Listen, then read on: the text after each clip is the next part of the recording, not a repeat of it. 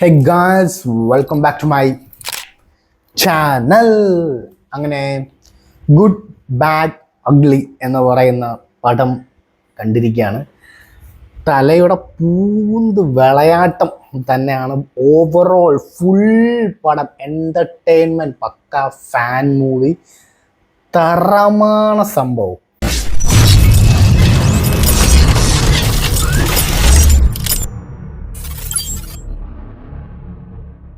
പടം directed by അദിക് Ravichandran. നമുക്കറിയാം മാർക്കാനിൽ അങ്ങനെ ഒരു സിഗ്നേച്ചർ ഇട്ട സാധനമാണ് അങ്ങനെ പേര്. അത് ഇനി ഒരിക്കലും മറക്കത്തില്ല. അതാണ് ഈ പടത്തിൽ എഴുതി വെച്ചേക്കുന്നത്. അങ്ങേര് പക്ക ഫാൻസ്, അജിത് ഫാൻസിൻ്റെ പക്ക എൻ്റർടൈൻമെൻറ്റ്. ഫാൻസിന് എന്താണോ ആവശ്യം അത് നൈസായിട്ട് ഇട്ടിട്ടുണ്ട്. അത് നമ്മൾ വിജയുടെ മുന്നേ കണ്ട ഗോട്ട് ആ പരിപാടി, ആ ഒരു വാങ്ങിയ പരിപാടിയല്ല.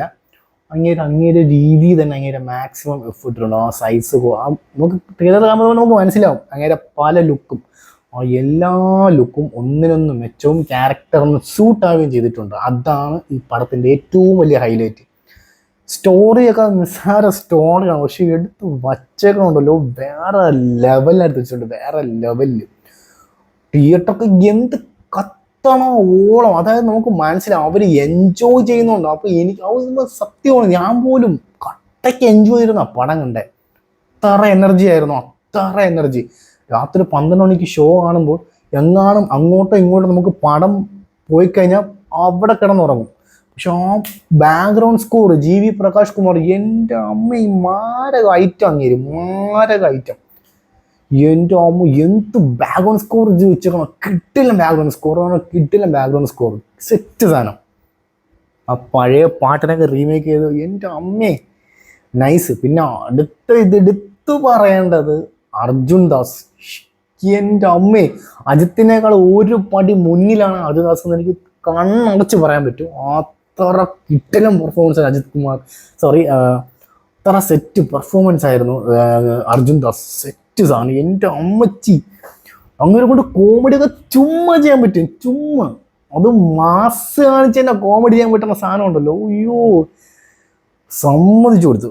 കിട്ടില്ല സാധനം. അർജുൻ ദാസ് സെറ്റ്, മാരക സാധനം.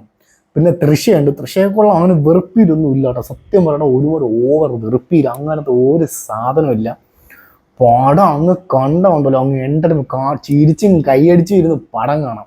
കൊടുത്ത പൈസ വസൂലാക്കാം ഈ പടം കണ്ട. സത്യം പറഞ്ഞു കഴിഞ്ഞാൽ അത്രയ്ക്ക് ഞാൻ എൻജോയ് ചെയ്ത്.